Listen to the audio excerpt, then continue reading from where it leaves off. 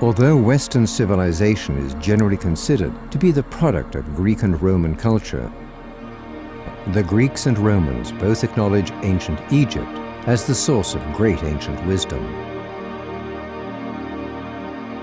A mysterious land of riddles whose secrets were considered the highest prize to some of the greatest minds in history. Sacred science was the original unified source of the myriad streams of modern mysticism, occultism, esotericism, and magical disciplines that exist today. These universal secrets were contained and kept alive in the mystery schools. The term mystery schools refers not to a specific place or time in ancient Egypt, but the timeless teachings passed down through word of mouth, encrypted into the temples, concealed and enshrined behind a veil of hieroglyphs and symbolism. Entrance to the temples that held the secrets was tightly restricted. They were the domain of royalty, priests, and privileged initiates. Forefathers of modern thought, such as Pythagoras, Plato, and others, tell of waiting more than 20 years preparing for acceptance into the mystery schools. The secret teachings were known as esoteric or occult or symbolist teachings and were held to contain the secrets of the universe and the keys to great magic.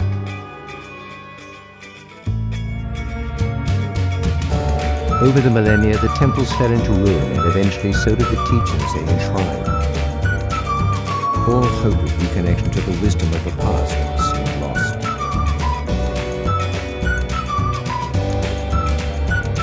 In an attempt to guard the magic from abuse at the hands of the profane public, the mystery schools went into hiding. The ancient secrets were shrouded in allegory and symbol and placed under the guardianship of various streams of initiatic societies.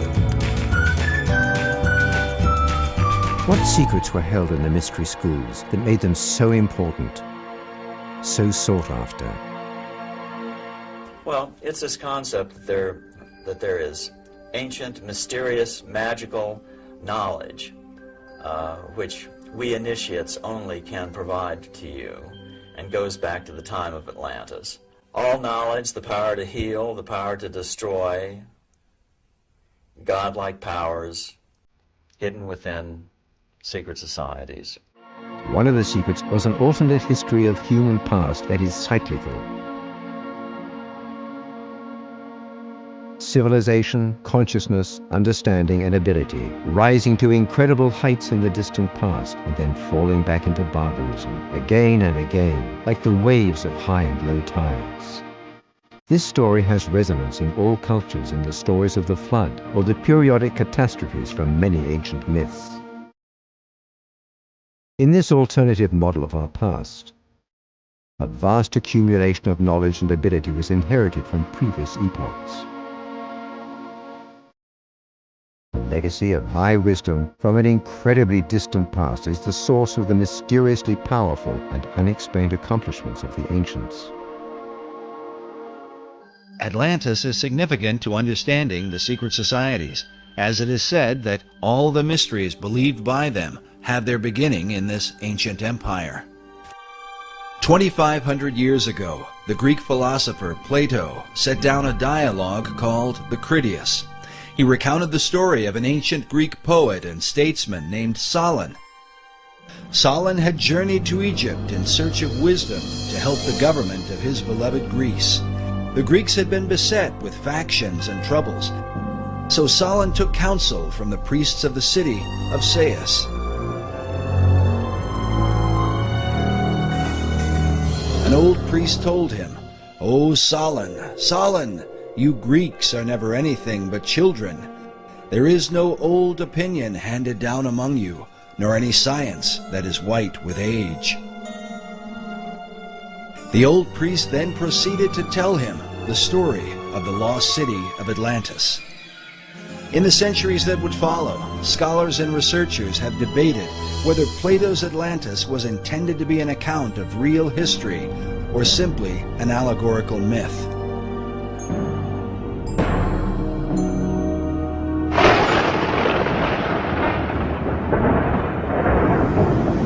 Some even suggest that Atlantis was really the antediluvian world, the wicked society destroyed by the wrath of God in the great flood of Noah. In the 20th century, Plato's account was further supported by Masonic philosopher Manly P. Hall. Hall claimed that Atlantis had once been a vast and mighty empire that extended to the whole world, a philosophic commonwealth of nations that one day was destined to be rebuilt. But who would rebuild it? And exactly who was Manly P. Hall? Manly P. Hall was probably the most highly esteemed occultist and Freemason of the 20th century. He understood the secrets of the ages long before he ever joined the Mason. Was really the foremost authority on the occultist side of Freemasonry. I can't really think of anybody close to him. Manly P. Hall was one of the leading people within this whole other world that we talk about. Hall authored over 200 books and is said to have given some 8,000 lectures on ancient philosophy. He is perhaps most remembered for his contribution to the mysterious Brotherhood of Masonry. Upon his death in 1990, the Scottish Rite Journal, a Masonic publication, noted that he was often called, quote, Masonry's greatest philosopher. The sage is an unusual human phenomenon. It existed in every age, but was honored and revered, sometimes even worshipped in some earlier historical periods. Their spiritual and intellectual ancestor is the shaman. These are the wise people who receive an interior calling, or maybe have several incidents in their life when they are thus called, to separate themselves, at least for a while, from humanity, and to undergo an internal experience that turns them into archaic sages. And their role became that of advisors and spiritual inspirers and leaders of the community. As time went on, at least in some cultures, their role changed, morphed into that of the prophet. The prophets in history are the successors of the shamans, because the prophets are prophets not because they foretell the future, that is a misapprehension, but they know things that others don't. They hold conversations with deific beings, with inspiring and guiding agencies that other people can not perceive. And so they become the inspirers of their people. In modern times, we also have sages. In one of his books, Manly Palmer Hall writes that the sages, unknown to the majority of humanity, guard the wheel of time. This, of course, was very much a belief, perhaps a realization of Mr. Hall, that hidden behind all the commotion and the hullabaloo and the difficulties of human life in this world, there is a sort of secret inspiring and directing agency, which is obviously not known to most. And that this directive agency consists of the sages. According to esoterics, the religion of Atlantis was in fact the mystery school teachings that were embraced by the ancient philosophers.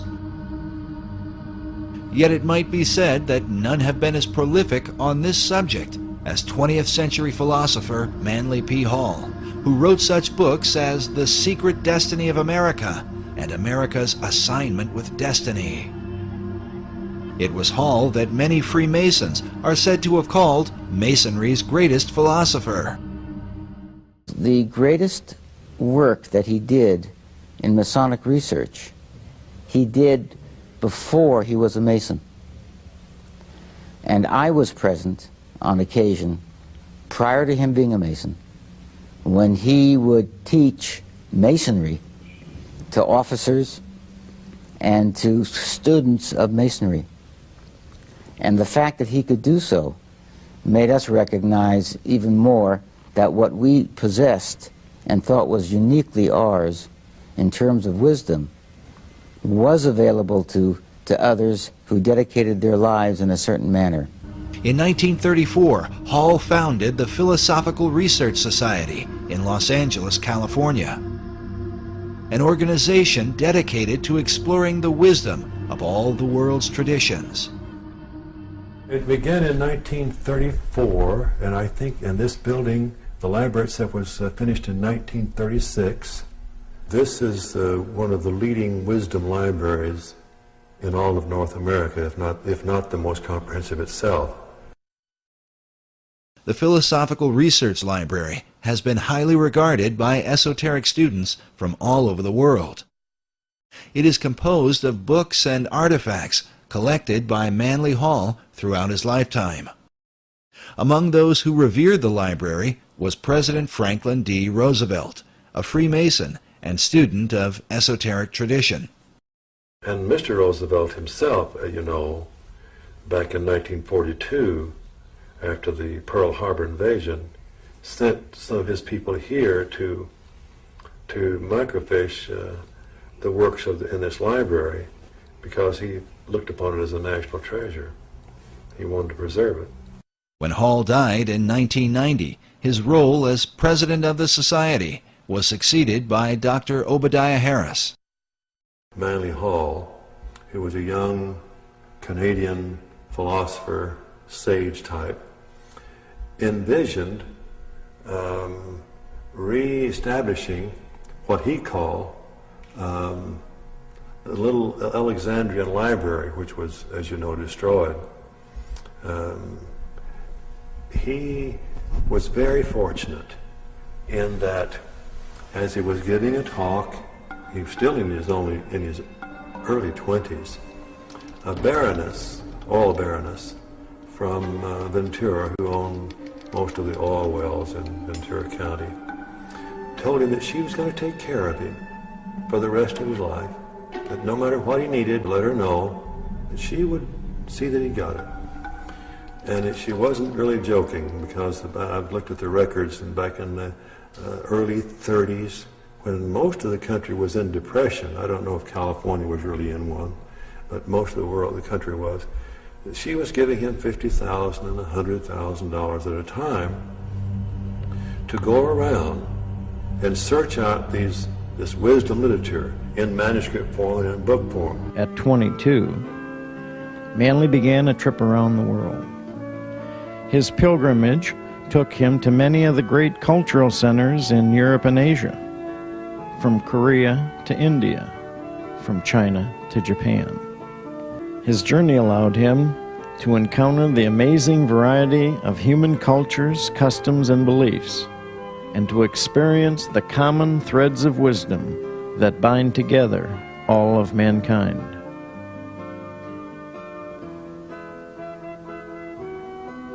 Returning to Los Angeles, Manly deepened his studies of the origin and destiny of humanity. For 7 years, his principal endeavor was the creation of his big book on symbolic philosophy. In 1928, at the age of 27, Manly published the book that would perpetuate his dream. With the first edition completely sold out, The Secret Teachings of All Ages went to press. This encyclopedic outline of Western esoteric tradition describes in detail the ancient theory of education, which was in the keeping of the so-called mystery schools, truly the first universities. Manly Hall was an encyclopedist of the esoteric tradition. And so Manly Hall made it his business to create an encyclopedia, just like the encyclopedists did with the secular knowledge, to create an encyclopedia which would trace in an unbiased and uncorrupted and reliable fashion the various features of the esoteric tradition. He wanted to give our culture an encyclopedical outline of this unusual and yet vital field that would be reliable, that would be insightful and insight-producing, and which could be used by people to gather the kind of information about this perhaps unusual field that would be totally truthful and capable of being used. He put everything into it that was available to him, and when he said available, he always got that subtle, charming smile that he had, which had no, it is what in French we call non pareil. There's no comparison of that smile. And you could so perhaps deduce from that smile that he gathered his information from sources that were available to others, but perhaps also from sources that were only available to himself, namely in the depths of his own vast and mysterious and yet so kindly and beautiful soul. Manly was a most unique and a most enlightening and inspiring individual. Manly Palmer Hall was on a long journey. He was an old soul, and he lived his myth with an extraordinary integrity and honesty. This gave him that particular attraction that he had, that magnetism. He was there. He was living the fact of his inner life. With his broad knowledge, insight, and obvious love for his fellow man, Manly began to gain eminence as a lecturer in the 30s. While continuing to write prodigiously, he spoke throughout the country, including capacity audiences at Carnegie Hall in New York. I got on the bus from Pasadena, got off at Los Feliz Boulevard, and climbed the rather arduous stairway to the upstairs lecture room. So out through a back door from the library area, the tall and rather hefty frame of Manly Hall, rather slightly bent, with his piercing eyes and with an astonishing Barrymorian profile became visible. He came out and sort of shyly waved at his audience, and sat down and started speaking. He was speaking primarily about H.P. Blavatsky's Secret Doctrine. And he spoke, and he spoke. And he spoke for 2.5 hours without taking a breath, without the slightest note in his hand, every single sentence perfectly formed, every word expertly pronounced, and then wound it up at the end with in a seemingly spontaneous manner, just by looking at his watch and saying, well, time is up. And I was absolutely floored. I had never heard anything like it. The unbelievable outpouring of perfectly organized ideas, I think, is still defies description. The current president of Hall Society is Dr. Obadiah Harris, shown here in what is called the Wisdom Library at PRS.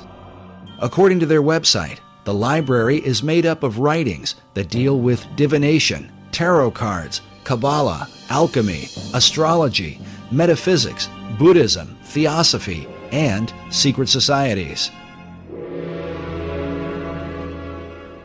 And wisdom literature is about relationships not only to each other, but to nature, to the universe. That's what this library is. This library is a library about the wisdom that is in nature and in relationships, and how it is that you can tap into that wisdom in any culture. It all overlaps. And Mr. Hall felt like that was really the future for the human race.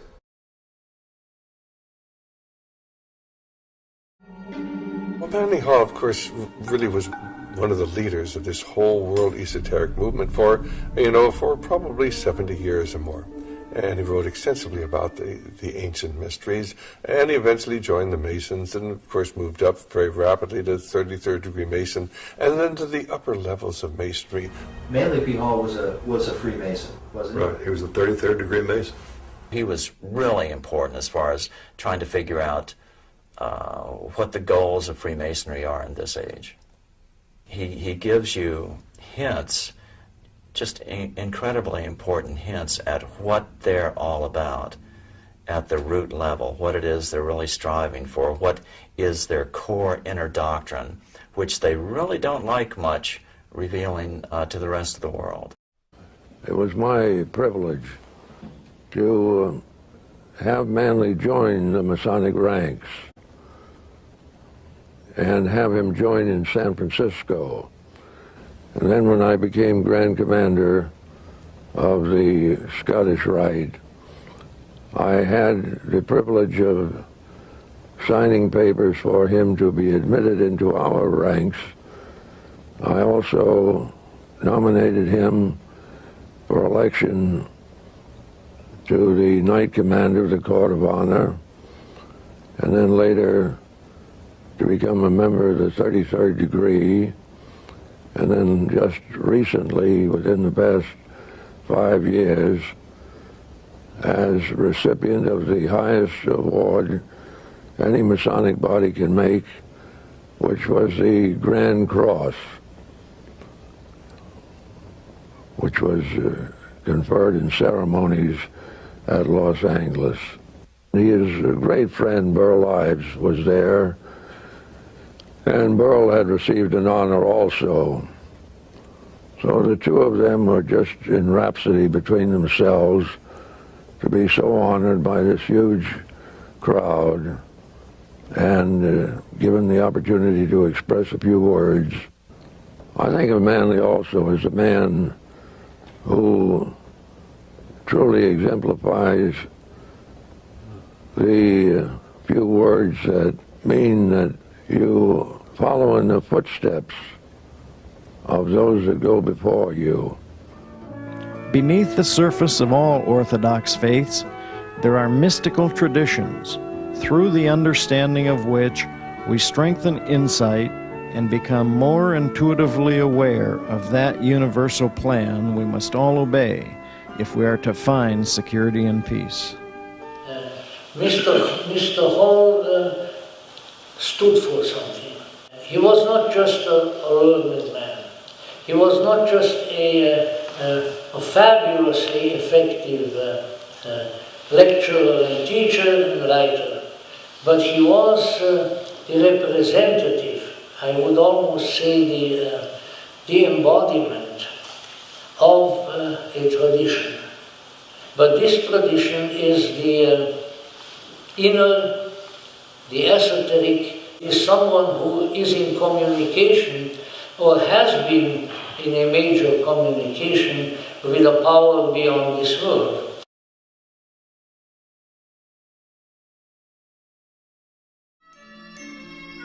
A chief issue of debate are the very symbols that define the United States. Where did they come from, and what or who exactly do they represent? For many, the answers lie in the secret societies.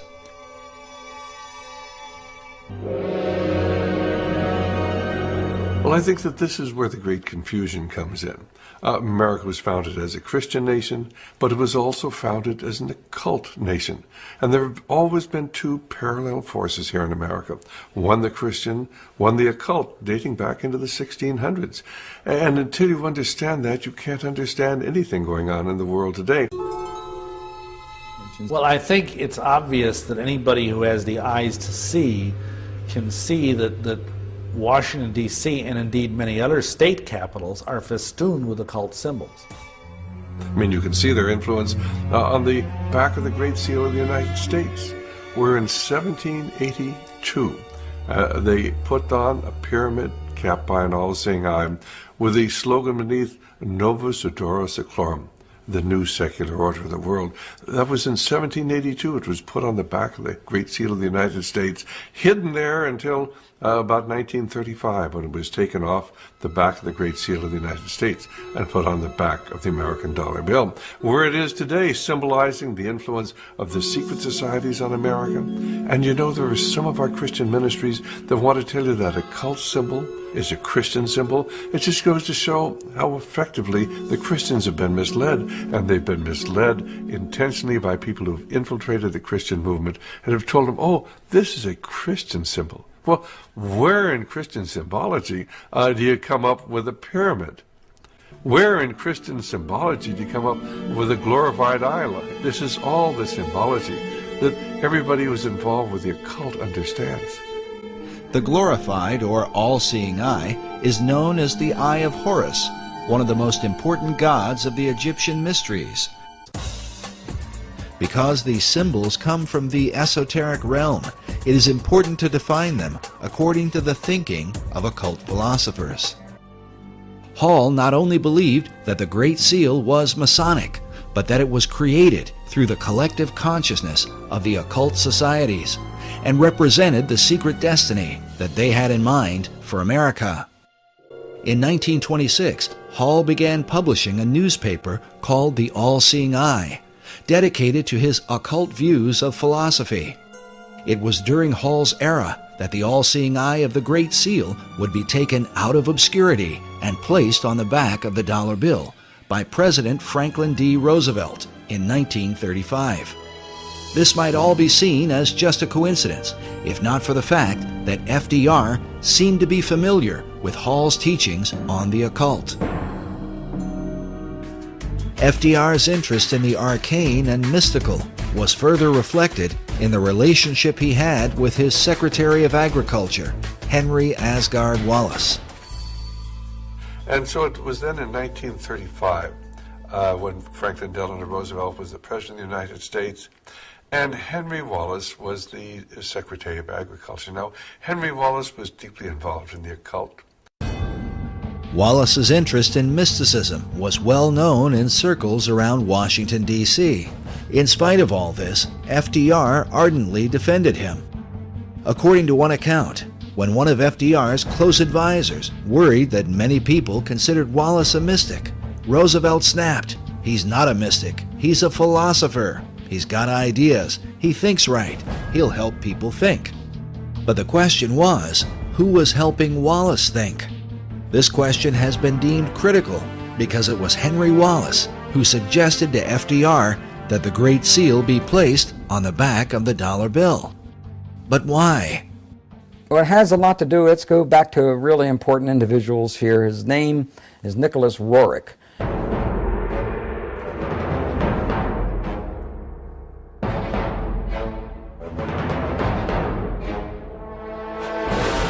And Nicholas Roerich was a very advanced spiritual soul with considerable vision. Nicholas Roerich was also a Rosicrucian. He was also a member of other secret societies. Roerich was a Russian painter and mystic who was deeply involved in theosophy and the teachings of Madame H.P. Blavatsky. He is famous for his travels into Tibet and the Far East. I believe that Nicholas Roerich was a spiritual teacher, not a supreme spiritual teacher, but was a teacher of Henry Asgard Wallace. Roerich was considered not only a teacher, but a spiritual mentor and guru to Henry Wallace. It's believed that Wallace recommended the Great Seal to FDR because of the mystical influence Roerich held over him. You know, the dollar bill thing was about the New World Order. Actually, that came from Franklin D. Roosevelt and others around him, even Nicholas Roerich. It's almost like baseball. Roerich to Wallace to FDR to the dollar bill. This really symbolized the fact that now the esoteric influence dominated the American government. And Morgenthau, the Secretary of Treasury, wrote extensively about this point, and he said there's some strange cabal, some mystical order behind the scenes, calling shots on the artwork that appears now on our dollar bills. He had to approve it, and he later had found out that this was all Henry Wallace's. It was all based on Henry Wallace's relationship to Nicholas Roerich. Nicholas Roerich is the person who is responsible for that ending up on the dollar bill. While many people have never heard of Roerich, he was a well-known figure during the FDR era, in the years preceding World War II. His works of art were internationally recognized, so much so that an entire building in New York was erected to house his many paintings. Roerich was nominated 3 times for the Nobel Peace Prize and was the inspiration for the Roerich Peace Pact, which was signed by Henry Wallace in the presence of President Roosevelt at the White House. In 1986, Mikhail Gorbachev called Roerich one of the cultural pillars of Russia.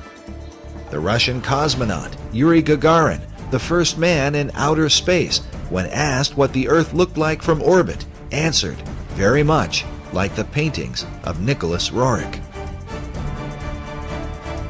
He was a great oil painter, bar none. He's one of the greatest in terms of the Himalayan Altai scenes that he depicted. He did some wonderful work. He was a gifted artist. While Roerich's paintings are today kept in a modest museum in Manhattan, they were once kept in a towering building on the Upper West Side. In the 1920s, Roerich was supported by a wealthy benefactor and Freemason named Louis Horch. Like Wallace, Horch considered Roerich to be his guru and financed the construction of a massive building to honor him. It was called the Master Building. During this era, Roerich designed what he called a peace banner that went along with the Roerich Peace Pact that had been signed by Henry Wallace. The symbol was simply 3 circles in a triangle formation. This symbol can be seen even today, engraved on the black cornerstone of the Master Building. Absolutely. The whole building was built for him, for his use, in his honor, and in his name. And it was to be used as a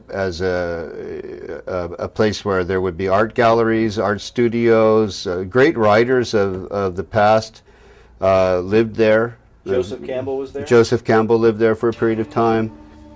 Joseph Campbell was a highly regarded esoteric who wrote about the power of myth.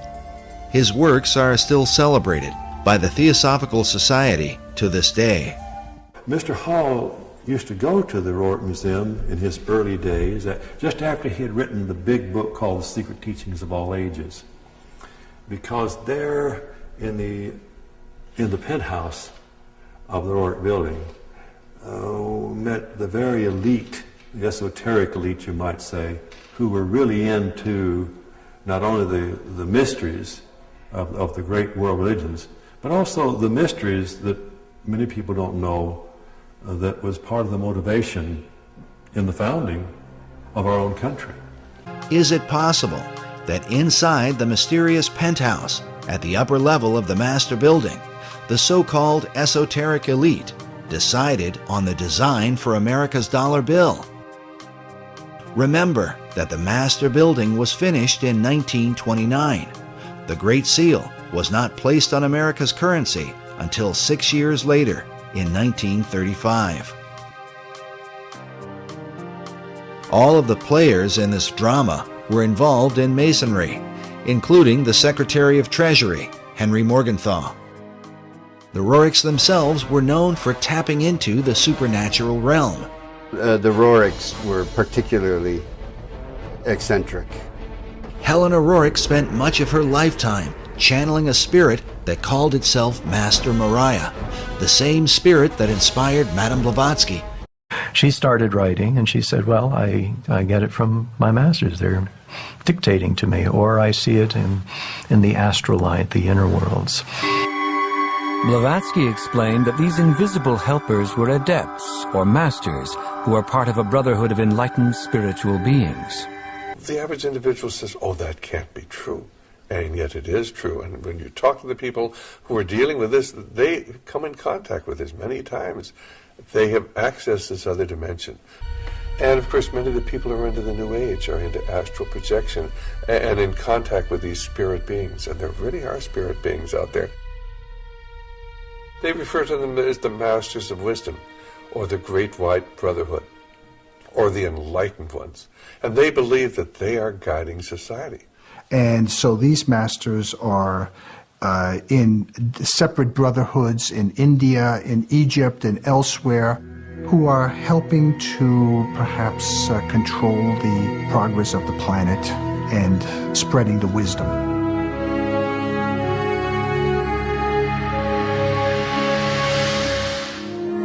These people lived in Tibet, but they weren't Tibetans. They were Indians. And the Brotherhood had picked her to disseminate their ideas as much as they want to reveal to the world through the madam. There's a feeling that Manly Hall had a bond with this woman, a kind of spiritual bond, and that when he wrote Secret Teachings of America, he was really writing the next book for her secret teaching, secret doctrine, that he was taking it farther, and he did. So he felt that in her was a kind of something of the isthmus of the spirit that gave birth to the Philosophical Research Society. If it's true that the Roriks were in contact with the spirit realm, is it then possible that these same powers could have somehow influenced the design of the dollar bill?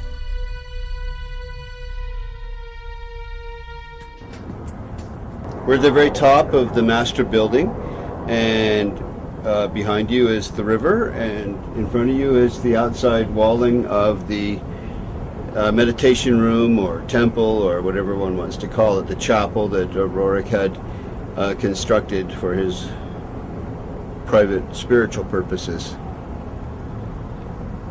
So it's right on the other side of this wall. It's this, all this in here. And that's the very top.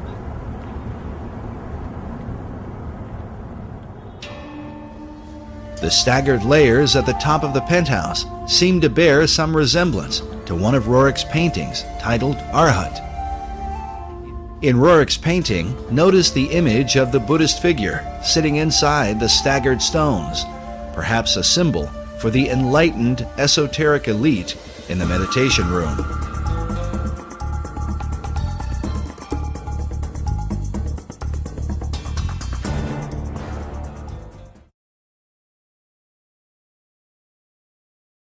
Oddly enough, about the same time the Masons were finishing the work on the master building, Nicholas Rorik finished this painting titled The Last of Atlantis.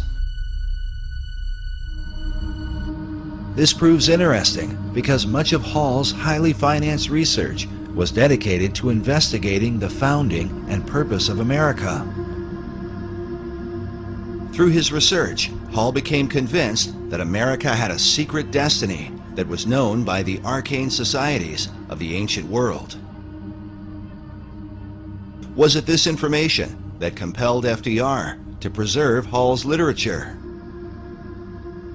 Like Hall, FDR also believed that America had a rendezvous with destiny.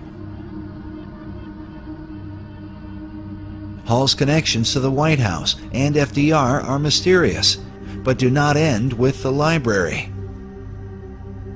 Hall was also involved with a mysterious Russian mystic named Nicholas Roerich. Roerich was a Rosicrucian and member of the Theosophical Society.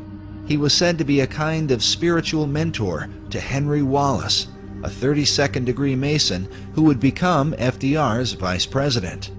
It was Roerich's influence that inspired Wallace and ultimately FDR to place the Great Seal of the United States on the back of the dollar bill, with the words Novus Ordo Seclorum, the new order of the ages.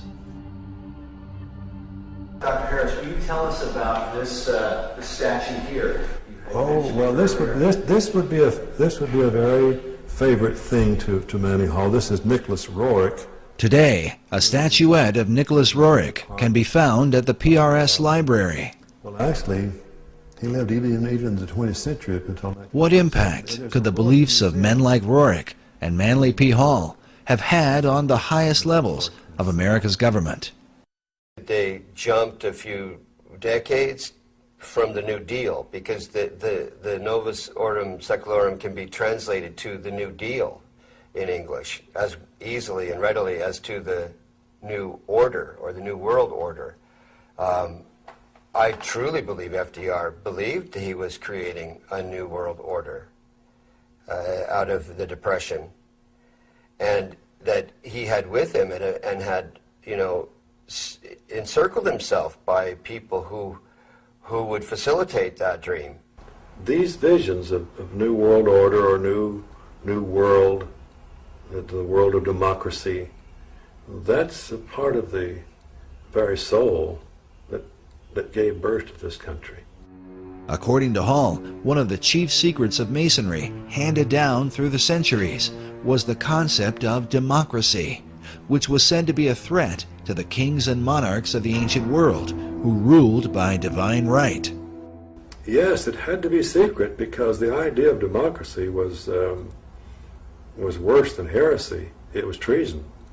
Nevertheless, these societies were determined to bring forth their great plan, no matter what the cost. In his book, The Secret Destiny of America, Manly P. Hall wrote that world democracy was the secret dream of the great classical philosophers, saying that the brilliant plan of the ancients has survived to our time, and it will continue to function until the great work is accomplished. I'd say that he saw the secret destiny of America as the beginning of a world democracy, and that this was a kind of an experiment in democracy that had been envisioned for thousands of years before. So he saw this much like Francis Bacon envisioned what he called the New Atlantis. The purpose of the United States is to bring democracy to the nations of the world. Where did this become the function of our nation, to bring democracy to the world? You only need to read the writings of Manly P. Hall, where he tells you that for 3,000 years, secret societies have been working to bring democracy to the world. Yet the ancient philosophers recognized that a true democracy could only be achieved by a society of perfected men. The perfected men would be comfortable in a true democracy,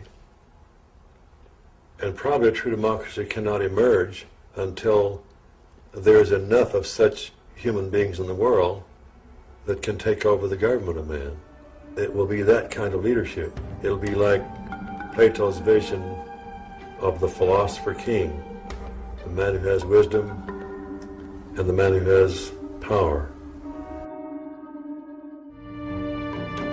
When one considers the repeated use of the word destiny by Manly Hall, who wrote of the secret destiny of America, along with FDR, who had knowledge of Hall's library, and who said that Americans had a rendezvous with destiny. And then Henry Wallace, who referred to America itself as the land of destiny. like many who are involved in New Age and occult ideas. Nicholas Roerich dreamed of a united one world order.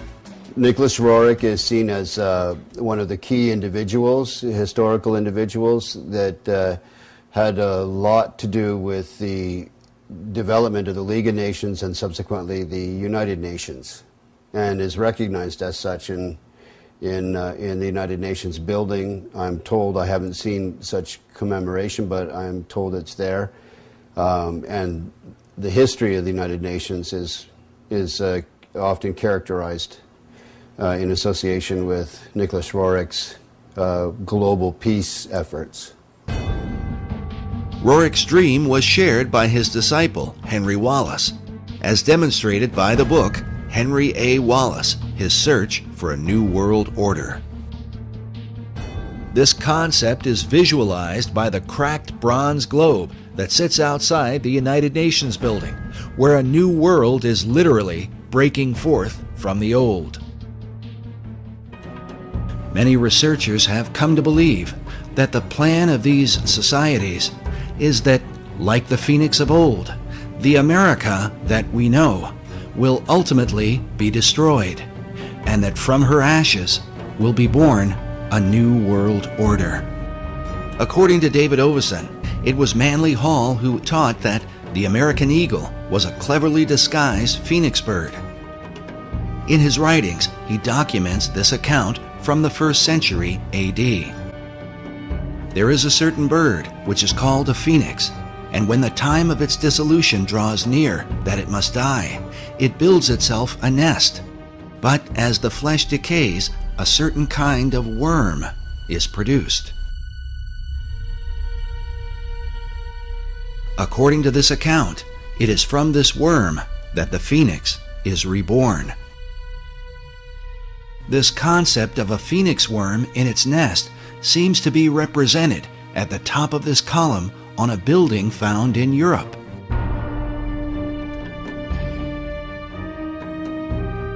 But in Washington, D.C., up at the tops of the 72 columns of the National Archives building, we find nearly identical carvings,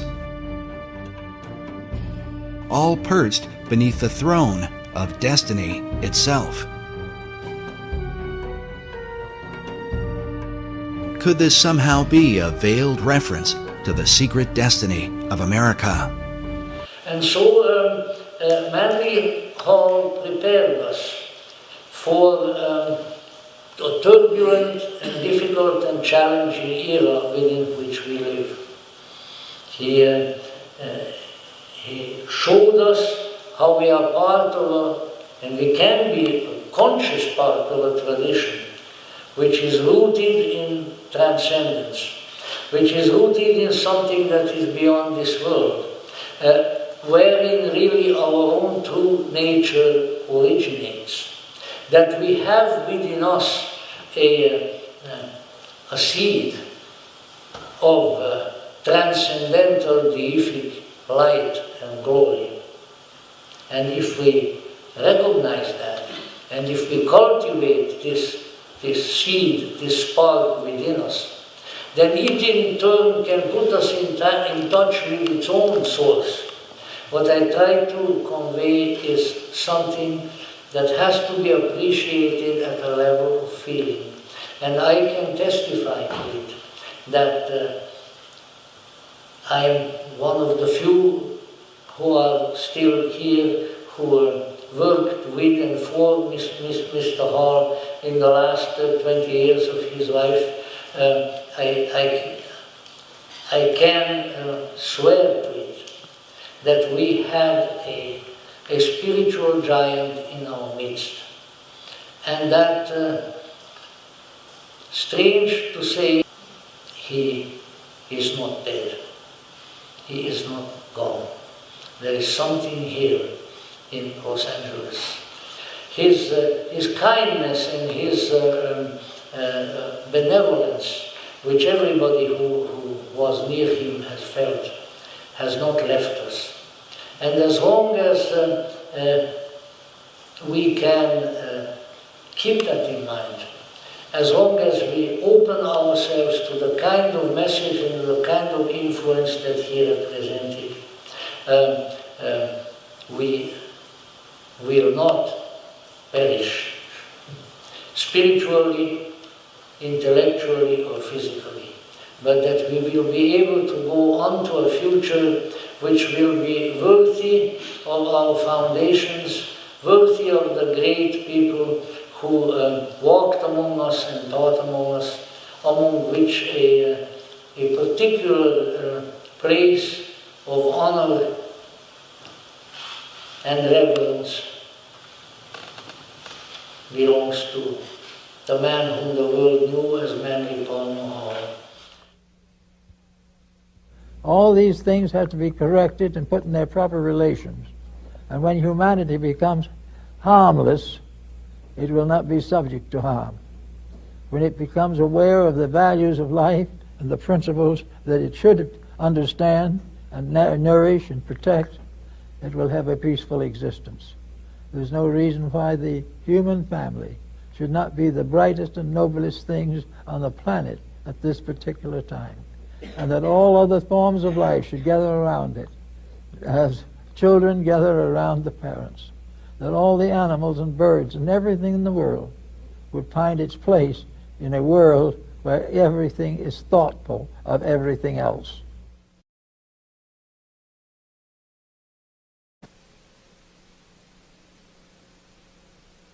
I think, as a Mason today, I have a right to speak up, and that is to say that the coming years are going to be of the greatest importance to the Masonic Order.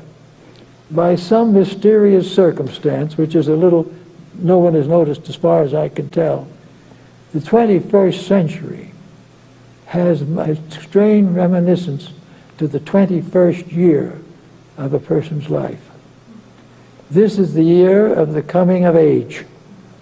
It is at that time that theoretically the person is an adult. So on the 21st birthday of a nation, something very important must be considered. It must be the time in which that nation comes into its maturity, comes into its responsibilities and its opportunities, and comes to take on the charms and the labors that are important to it. And we find in the records of the early Masonic work in this country references to the things that were accomplished under certain conditions. In the next few years, therefore, we are very likely to realize that we are at an impasse. The situation is serious. The stumbling and grumbling processes that we use will not prevail. Every day we come into worst condition. Every day the water is worse. The earth is more polluted. The air is more tainted. The more difficulties, the destruction of natural resources, the continuance of war, the development of destructive weaponry, all these things go on. Now, if they go on long enough, something is going to happen. Something is going to remind us that man does not have the right to destroy that which he did not create. He has not the right to take a beautiful world with all its privileges and opportunities and turn it into a purgatory. Every day we read the paper, there is more selfishness, more cupidity. And in a few years now, we're going to come to this period of a new generation. Now, there are a lot of people who are hoping a lot for this new generation. They are hoping that we're going to make a major step forward. Well, I think we will, and I think we will succeed. But I think it is very important that this situation should remind Freemasons that they have something to live for. They are not in something that was just an accident or an incident or for which they're paying dues. They have taken the obligations of being there when necessity arises. In the long, peaceful years, they can enjoy their own way of life. But when emergency arises, it is the duty of those who are dedicated to the common good to stand firm and do that which is necessary. It is time for them to begin to work with this problem. Almost all of the secret societies of the past have been dedicated to clean up jobs. They've all come like the Knights Templars to take care of the corruptions of various beliefs and doctrines. They came to take the place of political corruption that was beyond hope. Every day, in every way, the brothers were at work, sometimes secretly but always continuously. And in the next period of time, it seems to me we have Masonry's coming of age. Whether we realize it or not, it has been with us in one way or another for over 4,000 years. It has led us through many desperate emergencies. It has given us the strength to do great things. It has given us Washington and Franklin and Jefferson. It has given us all kinds of disciplined support. It has given us great ideals and great hopes and great visions. And now comes the time when these have got to be put into action. There is no reason why there should not be a powerful reuniting of the light of Masonry in the hearts of every Freemason. We're not asking for treason. We're not asking for disobedience. We're asking for dedication. We're asking the Mason to get down and do what is necessary and possible for him to do. To do things for his own family, do things for his community, take a new interest in his children, to become more and more aware of the need for the regeneration of his literature and his art, to no longer support with a kind of a negative complacency things that he knows in his heart are not right. We don't ask him to do anything violent, but we think it would be very good for him to stop doing those things that he does not have to do, because those things which are not consistent with Masonry are not for him. We know that a great time is coming, that Masonry is no longer going to drift along. Masonry is not going to do little nice things. It is going to keep on its great charities, of course, but it is also going to become a personal problem, a personal matter, with every Mason thinking in terms of his own son and his own daughter. Every Mason unwilling to support that which he cannot consider to be ethical. The time is definitely here, and in this coming century, we're either going to have to make this adjustment or we're going to find a very serious collapse on our hands. If we do not make this century, our natural resources will be so distorted and diminished that we will be in great difficulty. There may be more wars and rumors of wars, but these can be avoided. There can be and should be what Nostradamus seer pointed out. He said in the closing years of the 20th century, there will be great confusion and sorrow and misery upon the earth, and great wars and troubles. But with the beginning of the 21st century, the Paraclete, the Prince of Peace, will come, and there will be a long time when the world will be in a blessed state of understanding. And to bring that understanding about, the integrities, the dedications, the beliefs, the hopes and ideals of the secret organizations of the last 5,000 years can be brought together in one definite purpose. There is one definite purpose, as we find God has given America to be free. To be free, it must be free of its own weaknesses. We have the great need for the restoration of idealism. I think we can all remember with some measure the struggle of the 17th century, which was probably one of the most interesting periods. Masonry was there under its own name. There was no question about that. It was the day of the alchemists. It was the day of the Illuminati. It was the day of all the mysteries and symbols of the Rosicrucians. It was a time in which society was attempting to transmute itself. It was seeking to turn base metals into gold, ignorance into wisdom, false doctrines into truth. And a mysterious order appeared at that time.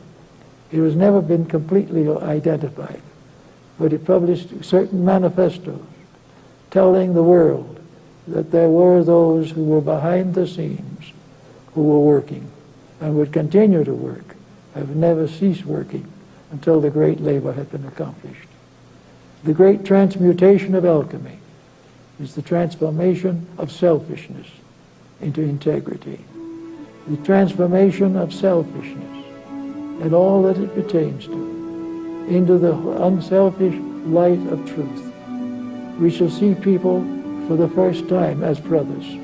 We shall recognize forever the dangers of wealth, the dangers of misunderstanding. We shall know definitely that we are capable of bringing back the golden age by lifting ourselves out of this age of gold.